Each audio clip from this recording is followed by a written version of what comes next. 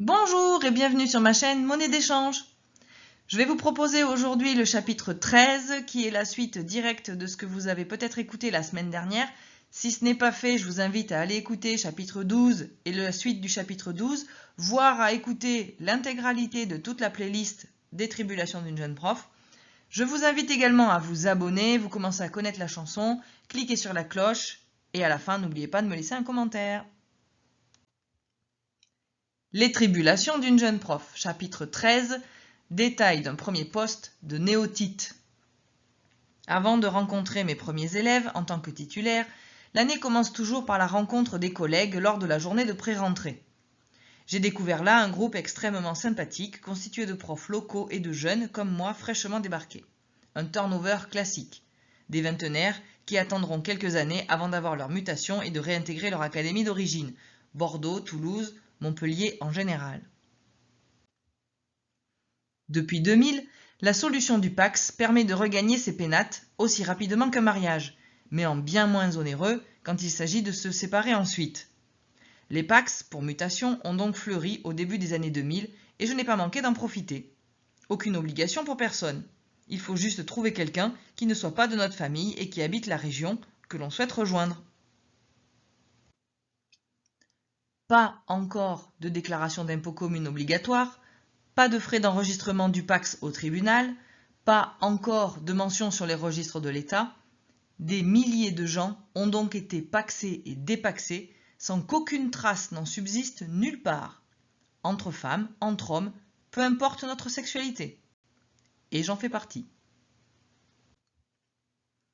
La journée de pré-rentrée se passait bien, jusqu'à ce que le principal me dise qu'il n'avait pas mon arrêté et que pour le moment, il ne pouvait pas valider mes classes ni mon emploi du temps du lendemain. Il espérait voir arriver le précieux papier dans la journée. Précieux papier qui n'arriva pas. Un autre le remplaça. Un qui disait que je devais aller dans un lycée, dans une autre ville, à 40 km de là. Chose que le principal m'interdit de faire. Il avait demandé expressément une remplaçante pour combler le poste d'une collègue qui ne venait pas depuis 3 ans alors qu'elle était nommée dans son établissement. Habitant Paris, elle participait à la pré-rentrée, éventuellement elle venait le jour de la rentrée avec les élèves, puis ils ne la revoyaient pas. Elle se faisait porter pâle, en dépression, mal au dos. Les raisons variaient chaque année selon son humeur ou l'humeur de son médecin traitant. Mais elle ne demandait pas non plus de mutation pour rentrer dans son académie. Elle voulait accumuler de l'ancienneté et des points pour obtenir le poste qu'elle visait. Me voilà donc appelée pour le lendemain dans un autre établissement. Pas du tout là où j'ai mon logement, alors qu'il va y avoir un besoin dans l'établissement dans lequel je suis rattachée. La collègue ne s'est même pas déplacée pour la pré-rentrée cette année, mais n'ayant pas encore fourni son arrêt maladie, le rectorat ne peut pas me nommer à sa place. Je suis alors convoquée dans le bureau du chef dès le lendemain matin.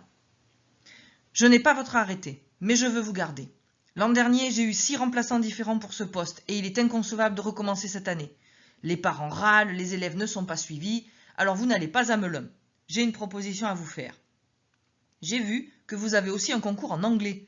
J'ai un poste avec une titulaire d'anglais qui rentre de congé maternité seulement dans 2 semaines. Si vous acceptez, je demande au rectorat de vous mettre dessus en attendant et dans 15 jours, on aura l'autre arrêté et vous resterez sur le poste de français. Stupeur et tremblement. Je ne suis pas prof d'anglais. Je ne parle pas anglais. Mais que lui dire? Je tente de bredouiller une explication, de trouver un argument ou deux et de demander ce qui se passe pour l'autre poste. Ne vous inquiétez pas pour Melun, c'est partout pareil, ils se débrouilleront et quelqu'un d'autre ira à votre place.